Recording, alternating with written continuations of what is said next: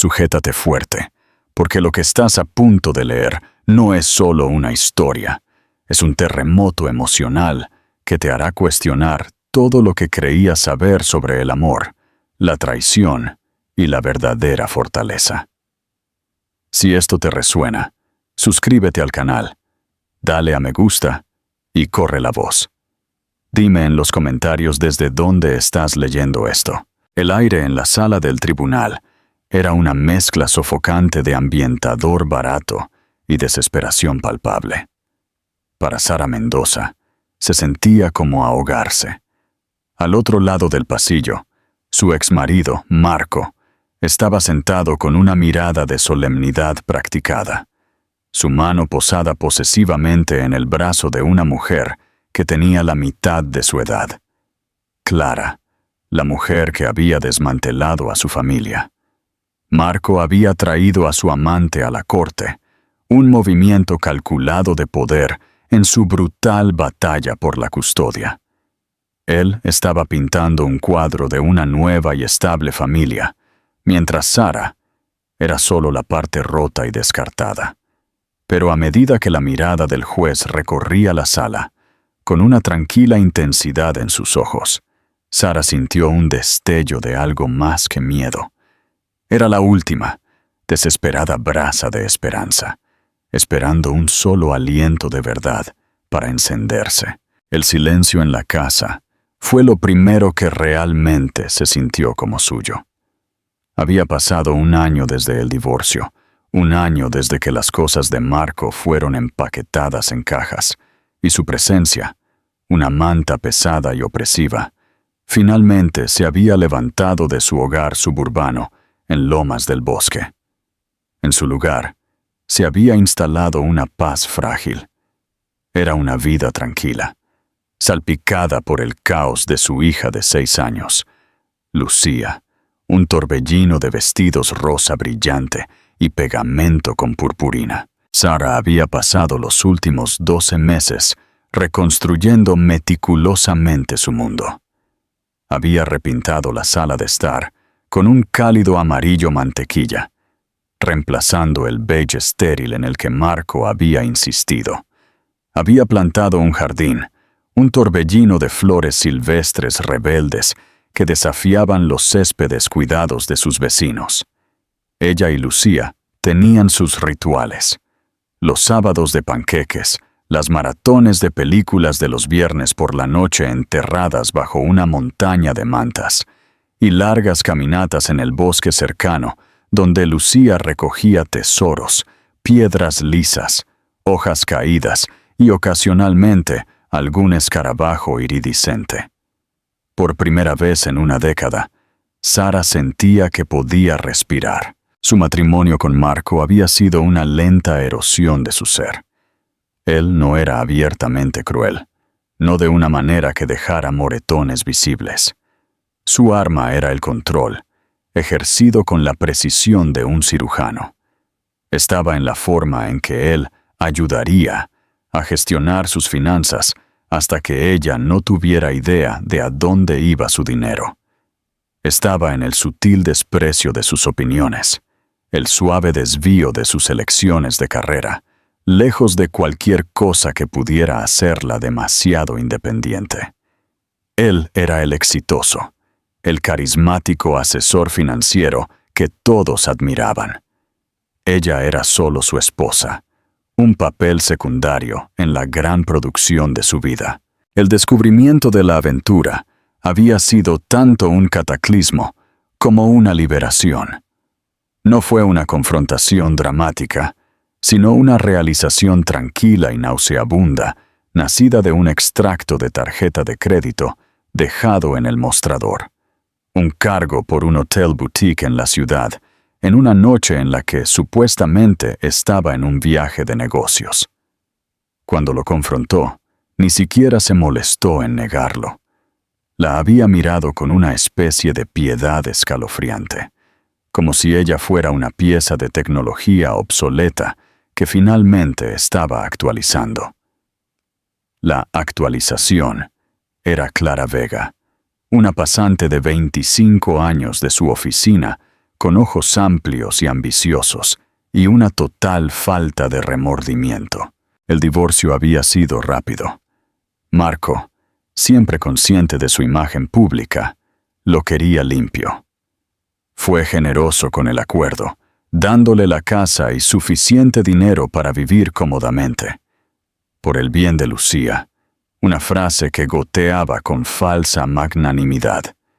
Él sabía que lo hacía quedar bien, el exmarido benevolente que aseguraba la estabilidad de su hija. Tomó un apartamento en la ciudad y por un tiempo el acuerdo funcionó.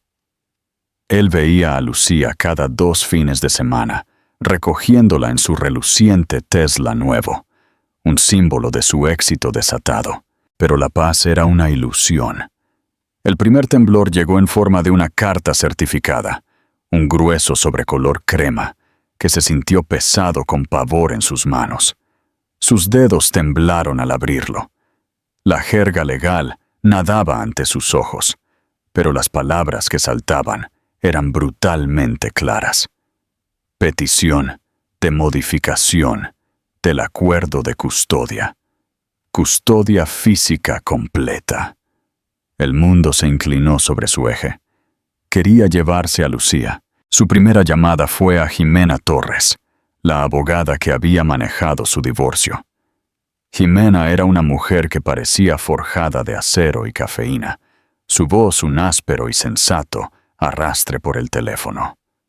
«No tiene motivos, Sara», había dicho Jimena, su tono intentando calmar el pánico crudo en la voz de Sara. «El tribunal por defecto mantiene el statu quo a menos que haya un cambio significativo en las circunstancias. ¿Ha cambiado algo? ¿Estás en algún problema?» «No, por supuesto que no», había tartamudeado Sara, paseándose por su cocina bañada por el sol, que de repente se sentía como una jaula. «Mi vida es tranquila. Todo se trata de Lucía. ¿Cuál es su razón declarada? La petición debe alegar algo». Los ojos de Sara escanearon el documento de nuevo. «Él afirma que mi estado emocional inestable y la falta de un ambiente estructurado son perjudiciales para el bienestar de nuestra hija. Dice que él y su nueva pareja pueden proporcionar un hogar más saludable y financieramente seguro». Una risa amarga y sin humor escapó de los labios de Jimena. ¿Su pareja? ¿La pasante? ¿Va a traer a su amante a una audiencia de custodia? Eso es audaz, se lo concedo. Arrogante, pero audaz. La arrogancia era la firma de Marco. Creía en su propia narrativa tan completamente que no podía entender que nadie más la cuestionara.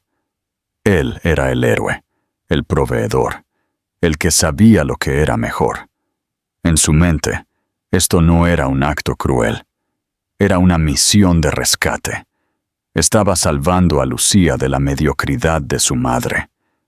Esa noche, mientras acostaba a Lucía, el peso de la petición le oprimía el pecho. La habitación de Lucía era un santuario de la infancia, las paredes cubiertas con sus propios dibujos de crayón, un unicornio de peluche llamado Estrellita, con un lugar de honor en su almohada. «Mami, ¿por qué tienes los ojos mojados?», preguntó Lucía, su pequeña mano extendiéndose para tocar la mejilla de Sara. Sara forzó una sonrisa, su corazón astillándose. «Solo estoy un poco cansada, calabacita. Cosas de adultos». «¿Es por papá?». La pregunta fue tan directa, tan inocente, que Sara no supo cómo responderla. ¿Cómo podía explicar que el hombre que se suponía que los amaba a ambos estaba tratando de destrozar su mundo? Que él veía su vida tranquila y feliz como algo roto que necesitaba ser arreglado. «Papá y yo simplemente no estamos de acuerdo en algunas cosas a veces», dijo, la subestimación del siglo. «Pero ambos te amamos más que a nada en el mundo entero. Nunca, nunca lo olvides». «Lo sé», dijo Lucía, acurrucándose más profundamente en sus sábanas. ¿Puedes contarme de nuevo la historia del valiente caballero?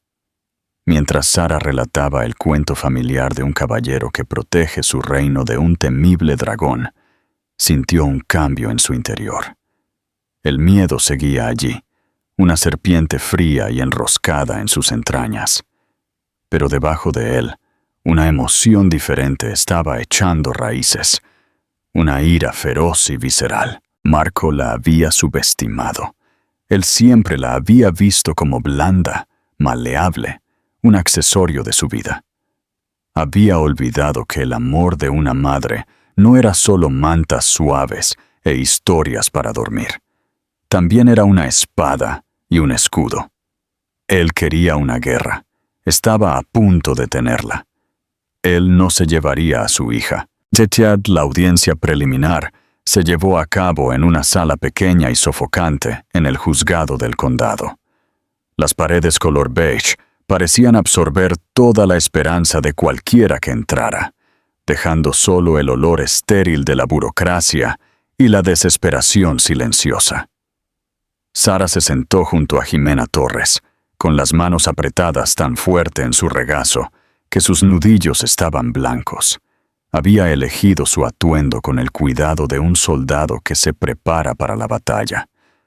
Un simple vestido azul marino, tacones bajos sensatos y su cabello recogido en un moño limpio y profesional. Necesitaba parecer estable, tranquila. Todo lo que la petición de Marco la acusaba de no ser. Entonces él entró. Marco era la imagen del éxito, vestido con un traje de carbón, a medida que probablemente costaba más que el pago mensual de su hipoteca. Exudaba un aura de confianza sin esfuerzo, la que provenía de una vida en la que las cosas siempre le salían bien. Y a su lado, aferrada a su brazo, estaba Clara Vega. Verla en persona, en este contexto, fue un golpe físico. Sara solo había visto fotos de ella, imágenes sonrientes curadas en las redes sociales.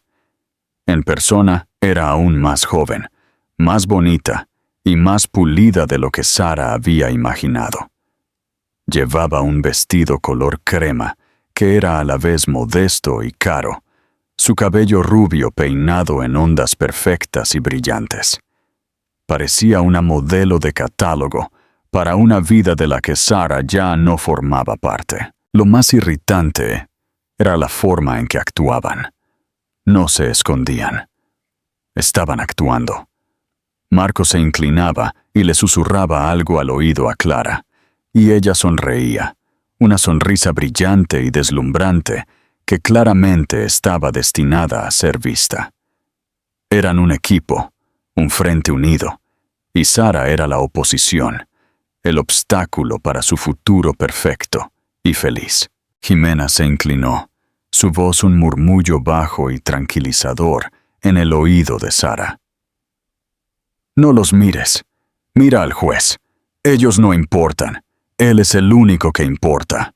El juez era un hombre de unos 50 y tantos años. El juez Guzmán, con ojos cansados y una expresión fatigada que sugería que había visto este mismo drama desarrollarse 1000 veces antes. Revisó los documentos, con el rostro ilegible. El abogado de Marco, un hombre elegante de cabello plateado llamado Peterson, habló primero. Su voz era suave como la seda, tejiendo una narrativa de preocupación y amor paternal. Habló de la próspera carrera de Marco, su estabilidad financiera y su profundo deseo de proporcionarle a su hija todas las ventajas posibles. El señor del Olmo ha iniciado recientemente una relación estable y a largo plazo con la señorita Clara Vega, dijo Peterson, señalando a Clara, quien ofreció al juez una pequeña y recatada sonrisa. Juntos, pueden ofrecerle a Lucía un hogar con 2 padres, un ambiente estructurado que, lamentablemente, su madre actualmente no puede proporcionar. Jimena se puso de pie, su presencia afilada y dominante. «Objeción, señor juez. El abogado está haciendo afirmaciones sin fundamento sobre la idoneidad de mi clienta como madre. Lo único que ha cambiado desde el decreto de divorcio es que el señor del Olmo ahora desea instalar a su ex amante en el hogar familiar. La palabra amante flotó en el aire. La sonrisa de Clara se tambaleó por una fracción de segundo. Marco lanzó una mirada venenosa a través del pasillo a Sara, quien mantuvo sus ojos fijos firmemente en el juez. Peterson respondió suavemente. El señor del Olmo y la señorita Vega tienen una relación comprometida y amorosa. Estamos preparados para demostrar que el estilo de vida de la señora Mendoza se ha vuelto errático, que su estado emocional después del divorcio ha creado un ambiente de inestabilidad para la niña. Era una mentira, una fabricación completa, pero era la estrategia de Marco. Lanza suficiente barro y espera que algo se pegue. Él retorcería su dolor en inestabilidad, su independencia en imprudencia. Señor juez, dijo Jimena, su voz cortando a través de la retórica de Peterson. La señora Mendoza ha sido la cuidadora principal de Lucía desde su nacimiento. Ha mantenido el hogar familiar, matriculado a Lucía en la escuela y gestionado todas sus necesidades diarias. Lo único errático aquí es el repentino y egoísta deseo del señor del Olmo de trastornar la vida de su hija, convenientemente después de que su nueva pareja se ha mudado con él. El juez Guzmán levantó una mano, silenciando a ambos abogados. Miró de Marco a Sara, su mirada deteniéndose por un momento. Esta es una audiencia preliminar. No vamos a juzgar todo el caso hoy. Estoy fijando una fecha para una audiencia de custodia completa en 6 semanas. Mientras tanto, el acuerdo de custodia actual se mantendrá en vigor. Hizo una pausa. Luego dirigió sus siguientes palabras a Marco. Señor del Olmo, le advierto, traer a su nueva pareja a estos procedimientos en una etapa tan temprana puede ser percibido de varias maneras. Tenga eso en cuenta. Fue una pequeña victoria, una minúscula grieta en la armadura de arrogancia de Marco. Pero mientras salían de la sala, Marco se aseguró de lanzar un golpe final. Captó la mirada de Sara en el pasillo, su expresión una máscara de falsa simpatía. Sara, esto no tiene por qué ser feo, dijo, su voz lo suficientemente baja como para que solo ella pudiera oírlo. Clara estaba a unos metros de distancia, fingiendo estar absorta en su teléfono. Simplemente acepta el nuevo acuerdo. Es lo mejor para Lucía. No la arrastres a una pelea desordenada que no puedes ganar. La condescendencia en su tono, la certeza absoluta de su victoria, fue como una chispa para la yesca seca. Lo único que es mejor para Lucía es estar con su madre en su propia casa, replicó Sara, su voz temblando ligeramente pero firme. Y el único que está haciendo esto desordenado eres tú, Marco. Tú la trajiste aquí. No esperó una respuesta. Se dio la vuelta y se alejó, con Jimena a su lado. Su corazón latía con fuerza, un tambor frenético contra sus costillas. Había sobrevivido a la primera escaramuza. Pero la guerra apenas estaba comenzando. Está tratando de intimidarte, dijo Jimena, mientras bajaban las escaleras del juzgado hacia el sol de la tarde que deslumbraba. Cree que te desmoronarás. Cuenta con ello. No lo haré, dijo Sara. Las palabras se sentían más como una promesa a sí misma que como una declaración a su abogada. Bien, respondió Jimena, abriendo la puerta de su coche, porque acaba de cometer su primer error. Al juez no le gustó ese pequeño espectáculo. Fue arrogante. Y si hay algo que los jueces odian más que la mentira, es la arrogancia. Ahora, tenemos 6 semanas para demostrar que no es solo arrogante, sino que es un mentiroso con una agenda oculta. Mientras Sara conducía a casa, La imagen de la sonrisa perfecta de Clara y la mano posesiva de Marco en su brazo se grabaron en su mente. No se trataba solo de estabilidad o de un hogar con dos padres. Se trataba de un borrado. Marco quería borrar a Sara del cuadro, reemplazarla con un modelo más nuevo y obediente, y reescribir la historia de su familia con él mismo como el héroe. No solo estaba luchando por la custodia, estaba luchando por el control de la narrativa. Y Sara sabía, con una certeza escalofriante, que tenía que encontrar la manera de exponer la verdad antes de que él la enterrara bajo sus mentiras. Las 6 semanas previas a la audiencia de custodia se extendieron ante Sara como un desierto árido. Los días eran un borrón de actividad ansiosa, mientras que las noches eran largas y sin dormir, llenas de los fantasmas de miles de escenarios catastróficos. Su hogar, una vez un santuario, ahora se sentía como una pecera. Se imaginaba a los abogados de Marco desmenuzando cada detalle de su vida, retorciendo cada copa de vino a altas horas de la noche con su mejor amiga, Elisa, en una señal de alcoholismo. Cada momento de frustración llorosa en una prueba de su inestabilidad emocional. Sin embargo, Jimena Torres era un faro de energía concentrada. Ha construido su caso sobre una mentira. Había declarado durante su primera sesión de estrategia en su oficina desordenada y llena de libros. Afirma que se trata del bienestar de Lucía. Nuestro trabajo es descubrir de qué se trata realmente. Hombres como Marco no hacen las cosas sin una razón que los beneficie directamente. Comenzaron con las finanzas. Marco había proporcionado sus declaraciones financieras, una gruesa pila de papeles que detallaban sus ingresos, activos e inversiones. En la superficie, era una imagen de éxito abrumador. Su salario como asesor principal en una prestigiosa firma era astronómico. Tenía una sólida cartera de acciones y un fondo de jubilación saludable. Todo estaba diseñado para gritar estabilidad a la corte. «Está haciendo un gran espectáculo con su riqueza», murmuró Jimena, golpeando con una uña perfectamente cuidada una página que detallaba sus cuentas de inversión. «Quiere contrastarlo con tu situación, pero se siente demasiado perfecto, demasiado pulido». Jimena contrató a un contable forense, un hombre tranquilo y meticuloso llamado señor García, que se especializaba en olfatear engaños financieros en divorcios desordenados.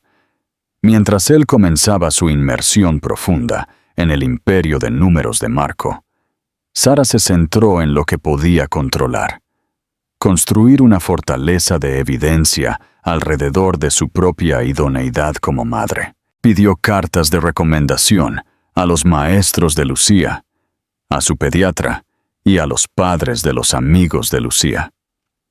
La respuesta fue abrumadora. Las personas que la habían visto día tras día en las entregas de la escuela, en las prácticas de fútbol y en las fiestas de cumpleaños, pintaron un cuadro de una madre devota, atenta y amorosa. Cada carta era una pequeña piedra en el muro que estaba construyendo contra el asalto de Marco. Su mejor amiga, Evito Belizamba, era su roca. Una madre soltera ferozmente leal. Elsa llegaba la mayoría de las tardes con comida para llevar y una botella de vino, lista para escuchar, enfurecerse o distraer según fuera necesario. «Es un narcisista clásico, Sara», dijo Elisa una noche, mientras estaban sentadas en la mesa de la cocina, mucho después de que Lucía se hubiera dormido. «Esto no se trata de Lucía, se trata de ganar. No puedes soportar que seas feliz sin él, que estés construyendo una vida en la que él no es el centro del universo. Tiene que destruirla para demostrar que todavía tiene poder sobre ti». Las palabras de Elisa resonaron con una verdad dolorosa. pero la voz de Jimena resonaba en su cabeza. Descubre de qué se trata realmente. Una semana después, apareció una pequeña grieta en la historia de Marco.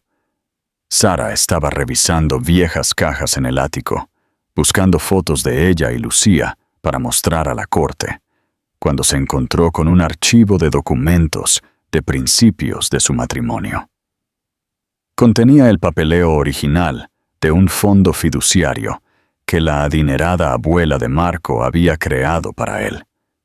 Sara recordaba que él lo había menospreciado en ese momento, alegando que estaba tan atascado en trámites burocráticos que apenas valía la pena pensar en ello. Ella escaneó las páginas envejecidas. La mayor parte era una densa jerga legal, pero una cláusula le llamó la atención.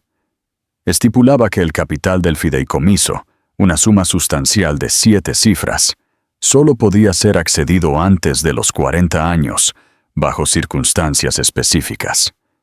Una de ellas era para el establecimiento y mantenimiento de una residencia familiar principal para el beneficio de sus dependientes legales. Marco cumpliría 40 años en 8 meses. Su corazón comenzó a latir con fuerza. Inmediatamente llamó a Jimena. «Creo que he encontrado algo», dijo, con la voz sin aliento. Leyó la cláusula en voz alta. Hubo un momento de silencio al otro lado de la línea, y luego Jimena soltó un silbido bajo. Bueno, eso es interesante. Él nunca reveló este fideicomiso en el divorcio. Afirmó que era inaccesible.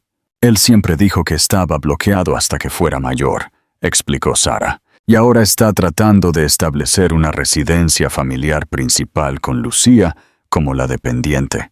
Terminó Jimena, las piezas encajando. Si obtiene la custodia completa, puede argumentar que su nuevo apartamento, o una nueva casa que planea comprar con Clara, es la residencia familiar principal. Podría solicitar a los fideicomisarios que liberen los fondos. Sabrá, la audacia de ello era asombrosa. Esto no se trataba de proporcionar una vida mejor para Lucía. Se trataba de poner sus manos en un fondo fiduciario de varios millones de dólares.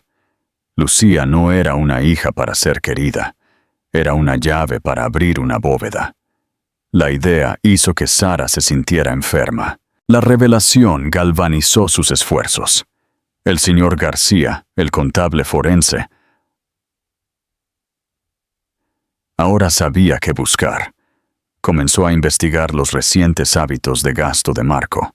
Lo que encontró fue aún más inquietante. «Tu exmarido está viviendo muy por encima de sus posibilidades», informó el señor García unos días después, con voz sombría por teléfono. «Su salario es alto, sí, pero sus gastos son más altos. El coche nuevo, el apartamento en el centro, los lujosos regalos para la señorita Vega. Está acumulando una deuda significativa. Ha estado liquidando partes de su cartera de acciones para cubrir el déficit, pero esa no es una estrategia sostenible. Necesita una inyección masiva de dinero en efectivo, y la necesita pronto». El cuadro se estaba volviendo más claro, y era más feo de lo que Sara podría haber imaginado. Marco no era el exitoso proveedor que pretendía ser. Era un hombre en una espiral de muerte financiera, tratando desesperadamente de mantener una ilusión de riqueza, y estaba dispuesto a usar a su propia hija como garantía. El conocimiento era a la vez aterrador y empoderador. Los susurros de duda se habían convertido en un rugido de certeza. Esto ya no era solo una batalla personal. Se trataba de exponer un fraude calculado y cínico. Una tarde, mientras Sara recogía a Lucía de la escuela, los vio. Marco y Clara estaban estacionados al otro lado de la calle observando. No intentaban ser sutiles. Cuando Marco vio que Sara los había visto, le hizo un pequeño gesto con la mano, como si dijera: «Siempre estoy aquí. Siempre estoy mirando». En lugar de sentirse intimidada, Sara sintió una furia fría instalarse sobre ella. Tomó la mano de Lucía, la apretó con fuerza y sonrió a su hija como si nada estuviera mal. No le dejaría ver su miedo. No le dejaría pensar por un segundo que estaba ganando. Él pensaba que tenía el control, que era el maestro titiritero que movía todos los hilos. Pero él no sabía que ella había encontrado el único hilo que podía hacer que todo su elaborado escenario se derrumbara a su alrededor. ¿Crees que la verdad del fideicomiso será suficiente para que Sara gane? ¿Podrá la ambición de Marco contra la de su exesposa? Comenta tus predicciones. El quiebre. A medida que se acercaba la fecha de la audiencia, Marco intensificó su campaña de guerra psicológica. Apostaba por el historial de Sara de ser no confrontacional, la década que había pasado aplacando sus estados de ánimo y cediendo a su juicio. Esperaba que ella se desmoronara bajo la presión. Comenzó con pequeños y sutiles ataques. Amigos en común llamarían a Sara, informando que Marco había expresado una profunda preocupación por su bienestar. Estaba hilando una historia de una exesposa frágil que apenas se las arreglaba. Una mujer perdida sin su guía. Les mencionaba a los otros padres en el campo de fútbol lo preocupado que estaba de que la vida en el hogar de Lucía no estuviera estructurada, una palabra cuidadosamente elegida para sonar razonable y afectuosa. Luego vinieron las provocaciones directas. Programaría sus recogidas de fin de semana para Lucía a horas extrañas, obligando a Sara a cambiar sus planes en el último minuto, y luego documentaría su frustración como prueba de su inflexibilidad.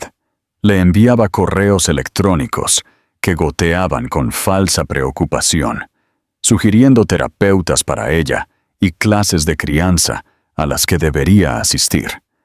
Todo lo cual, sin duda, estaba reenviando a su abogado, Peterson. Cada movimiento era un golpe calculado, diseñado para provocar una reacción emocional que pudiera usar en su contra. Pero algo en Sara se había endurecido. La mujer que Marco pensaba que conocía, la que se habría disuelto en lágrimas y dudas, se había ido. En su lugar, había una madre que luchaba por su hija, y esa transformación había forjado una espina de acero dentro de ella. Con la guía de Jimena, ella respondió a cada provocación con una calma inquietante. Respondió a sus correos electrónicos con frases breves, educadas y no comprometidas. Documentó cada instancia de su comportamiento manipulador, creando una línea de tiempo que contradecía drásticamente la personalidad de padre preocupado que él estaba tratando de vender.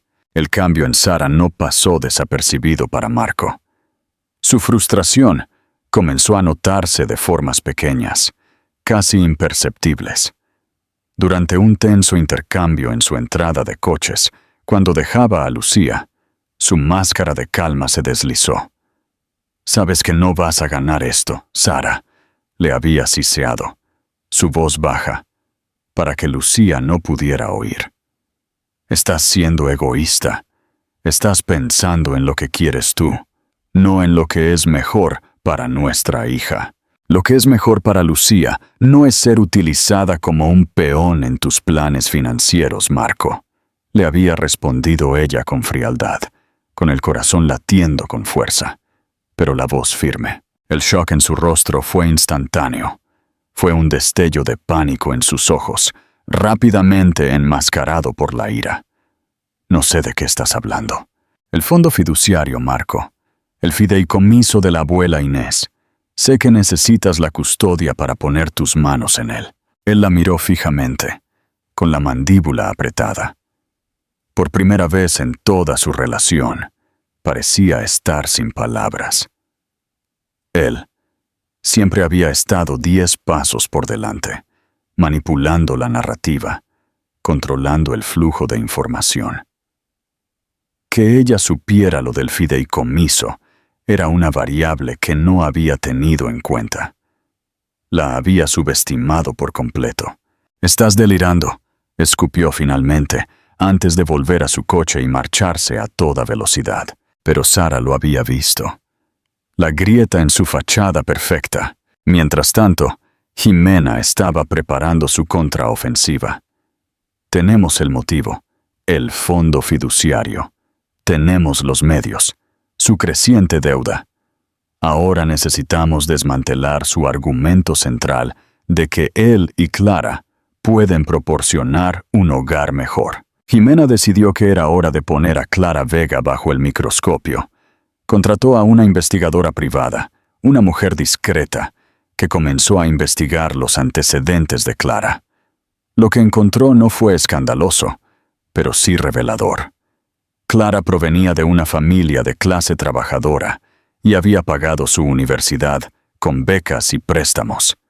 Era ambiciosa, motivada, y según una excompañera de cuarto con la que habló la investigadora, estaba completamente obsesionada con el estilo de vida de los ultra ricos. «Ella no está enamorada de tu exmarido», resumió Jimena. «Está enamorada de su billetera, o más precisamente, de la billetera que él finge tener. Ha atado su carro a lo que cree que es una estrella en ascenso. Ella es tan parte de la ilusión como él». Esta información le dio una idea a Sara, una arriesgada. Un sábado, cuando sabía que Marco estaba fuera de la ciudad, en un supuesto viaje de negocios, condujo hasta su elegante edificio de apartamentos en el centro. Esperó en su coche durante horas, con el estómago revuelto. Finalmente, justo después de las 3 p.m., Clara salió del edificio, vestida para un día de compras. Sara salió de su coche, con el corazón latiendo con fuerza. «¡Clara!». Clara se giró. Sus ojos se abrieron de sorpresa y luego se entrecerraron con sospecha. «Sara, ¿qué estás haciendo aquí? ¿Me estás siguiendo?» «Solo quiero hablar contigo un minuto», dijo Sara, tratando de mantener su voz serena. «No tenemos nada de qué hablar», dijo Clara, dándose la vuelta para irse.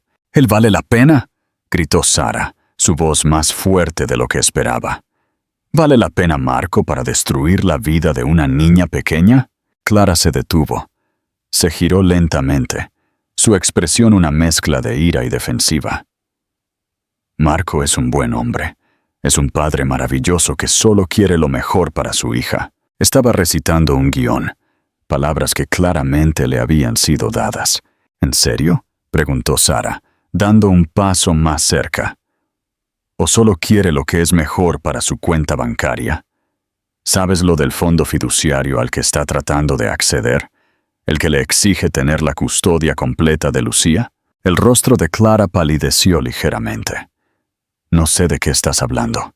«¿No lo sabes?», dijo Sara, su voz suavizándose con algo que sonaba casi como piedad. «Él te está usando, Clara, al igual que está usando a Lucía.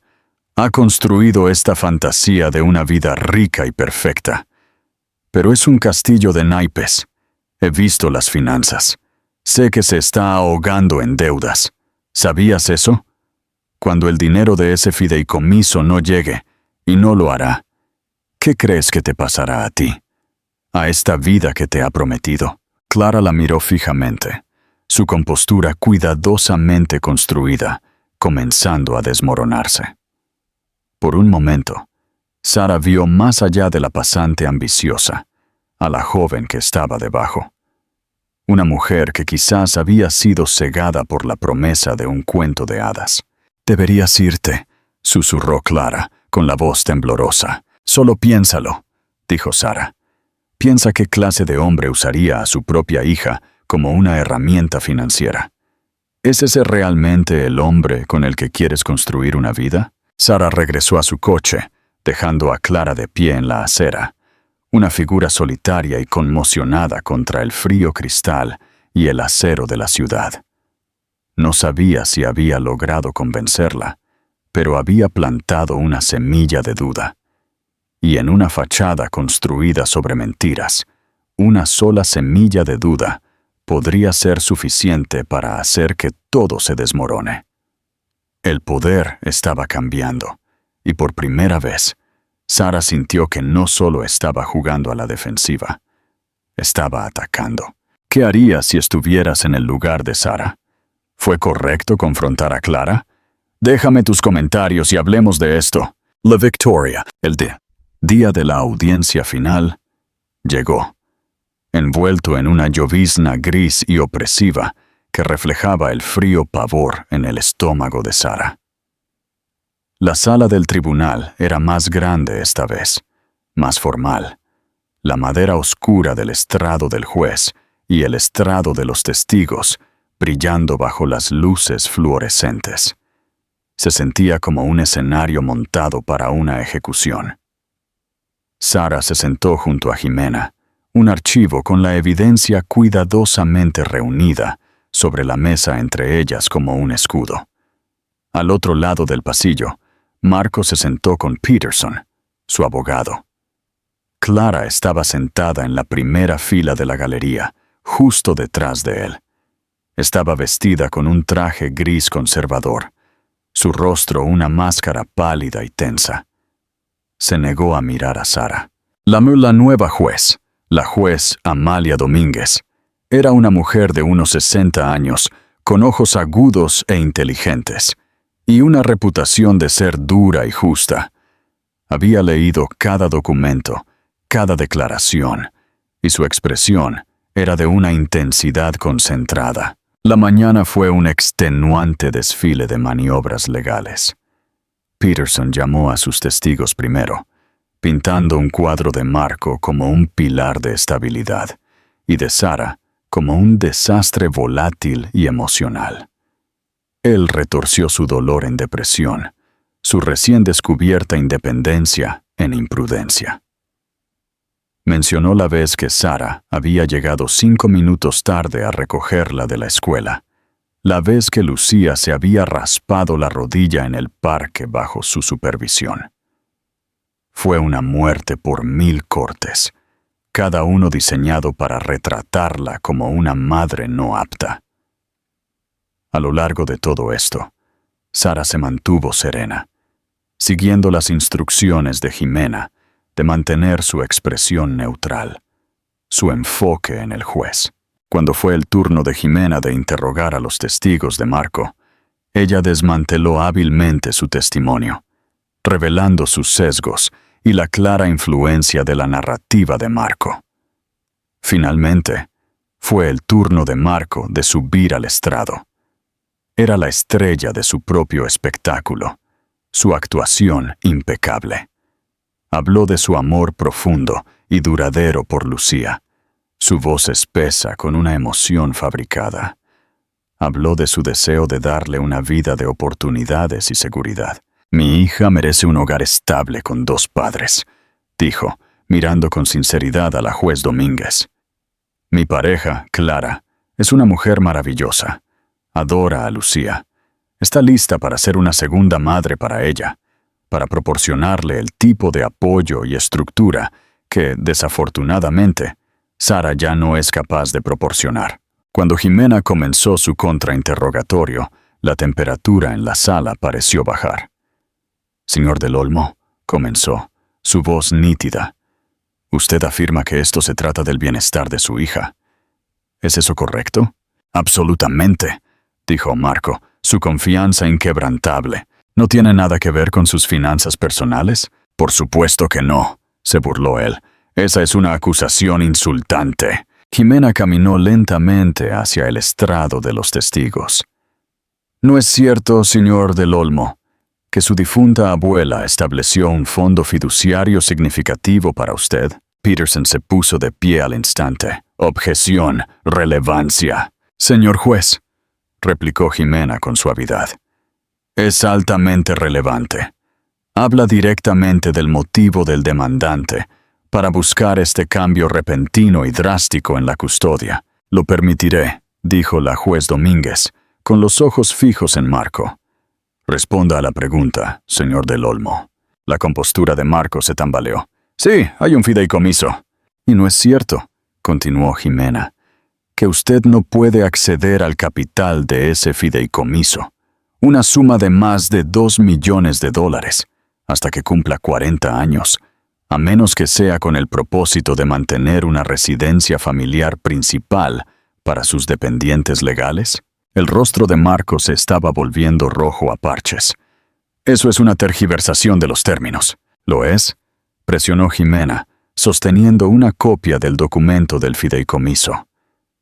¿Y no es cierto también que usted tiene una deuda personal significativa, habiendo apalancado sus activos para mantener un estilo de vida que no puede pagar? ¡Objeción!, gritó Peterson. Admitida, dijo el juez. Siga, señorita Torres, ya ha dejado claro su punto. Jimena había plantado la semilla de la duda en el juez. Ahora era el momento de desmantelar la otra mitad del caso de Marco, la familia perfecta que ofrecía con Clara. Peterson llamó a Clara al estrado. Ella caminó con gracia, aunque de forma rígida, y se sentó. Cruzó las manos en su regazo. Respondió a las preguntas de Peterson con una voz suave y ensayada, hablando de su afecto por Lucía y su deseo de ayudar a crear un hogar acogedor. Era la imagen de una madrastra perfecta en espera. Cuando fue el turno de Jimena, ella solo hizo algunas preguntas amables sobre el trabajo de Clara y su relación con Marco. Luego dijo: «No tengo más preguntas, señor juez». Peterson pareció sorprendido pero complacido, asumiendo que no tenían forma de desafiar la imagen impecable de su clienta. Pero entonces la juez Domínguez se inclinó hacia adelante, con la mirada fija en la joven, en el estrado de los testigos.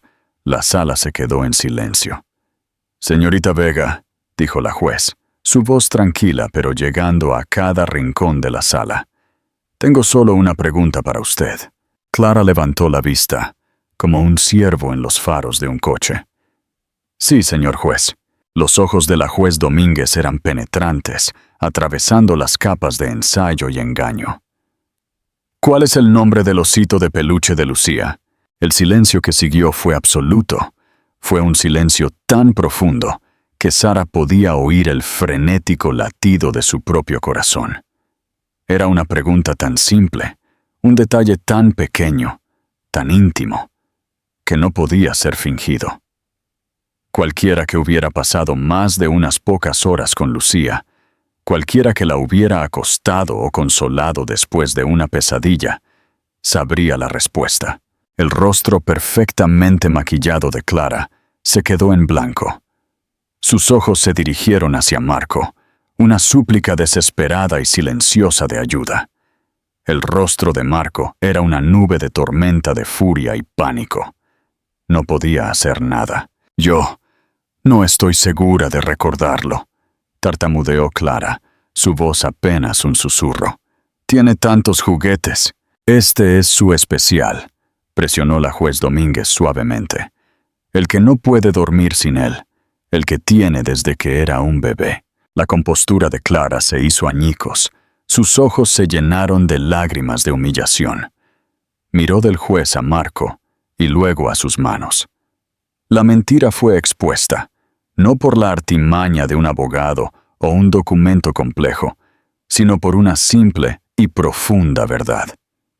Ella no conocía a esta niña. Era una extraña. El nombre del oso. Sara se oyó susurrar. Las palabras una oración de alivio. «Es Barnaby». La mirada de la juez Domínguez pasó del testigo, que se desmoronaba a Marco, y su expresión fue de total desprecio.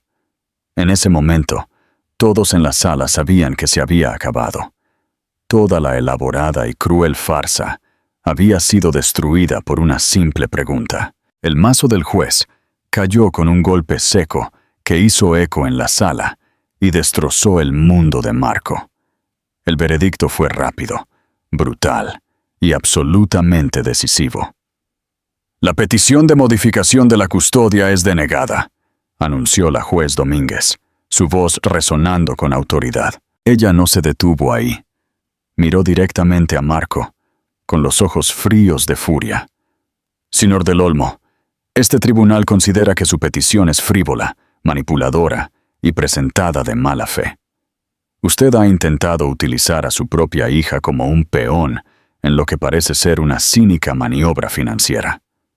Ha hecho perder el tiempo a este tribunal y, lo que es más atroz, ha sometido a su hija y a su madre a una inmensa e innecesaria angustia emocional. Otorgo la custodia legal y física completa a la madre, la señora Sara Mendoza. Su visita se reducirá a visitas supervisadas, a la espera de una evaluación psicológica completa. Este tribunal levanta la sesión. La finalidad de sus palabras absorbió el aire de la sala. Por un momento, nadie se movió. Sara se sentó congelada, las palabras cayendo sobre ella en una ola de incredulidad y un alivio abrumador. Las lágrimas que no se había permitido llorar durante meses comenzaron a correr por su rostro. Jimena se acercó y le apretó la mano, con una rara sonrisa genuina en su rostro. Al otro lado del pasillo, la escena estaba implosionando. Marco se puso de pie, con el rostro morado de rabia. Se giró no hacia su abogado, sino hacia Clara, que todavía estaba sentada, con el rostro ceniciento en el estrado de los testigos. «Inútil idiota», le gruñó, su voz un susurro venenoso que fue audible en el silencio aturdido. «Una cosa simple. No pudiste recordar una cosa simple». Clara se encogió como si él la hubiera golpeado.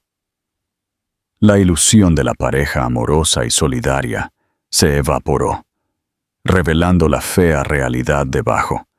Un amo y su subordinada que fallaba. Peterson, con el rostro sombrío, agarró el brazo de Marco. «Marco, aquí no. Vámonos». Trató de guiar a su cliente hacia la salida, pero el daño ya estaba hecho. La actuación había terminado y el público había visto la monstruosa verdad detrás del telón. Mientras se movían hacia el pasillo, la pelea estalló por completo. «Esto es culpa tuya», Marco bramó a Clara, su voz ahora haciendo eco en el pasillo de mármol. «Te lo di todo. Te dije qué estudiar, qué decir. Se suponía que eras perfecta. Me mentiste». La voz de Clara por primera vez contenía una nota de fuerza genuina, nacida de la furia pura y la humillación. «Me dijiste que se trataba de darle a Lucía una vida mejor. Nunca dijiste nada sobre un fondo fiduciario. Me usaste». «Quisiste ser usada», le espetó él. «Te encantaba el dinero, las cenas, la ropa. No finjas que fuiste una víctima inocente». Sara y Jimena pasaron por delante de ellos, Sara desviando deliberadamente la mirada. No quería ver esto. No sentía triunfo en su destrucción, solo una profunda tristeza por los destrozos que habían causado. Ella había ganado, pero la victoria se sentía pesada, manchada por la fealdad de la batalla. Una vez fuera, el aire fresco y húmedo se sintió como el primer aliento limpio que había tomado en meses. El ruido de la ciudad, el tráfico, las sirenas distantes, todo sonaba como una sinfonía de libertad. «Se acabó», susurró. Las palabras se sentían extrañas en su lengua. «Se acabó», confirmó Jimena. «No te molestará de nuevo por mucho tiempo.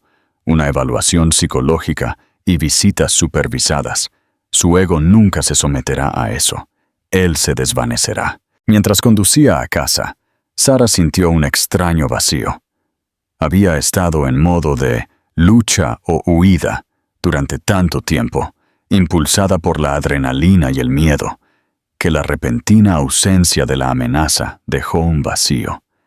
Se había centrado tanto en la guerra que no había pensado en cómo se sentiría la paz. Cuando cruzó la puerta principal, la casa estaba en silencio. Lucía todavía estaba en casa de Elisa, quien se la había llevado por el día para protegerla del juzgado. Las paredes de color amarillo mantequilla, la pila desordenada de juguetes de Lucía en la esquina, el tenue aroma de las flores silvestres del jardín que se colaba por una ventana abierta. Todo seguía allí. Su mundo había sobrevivido.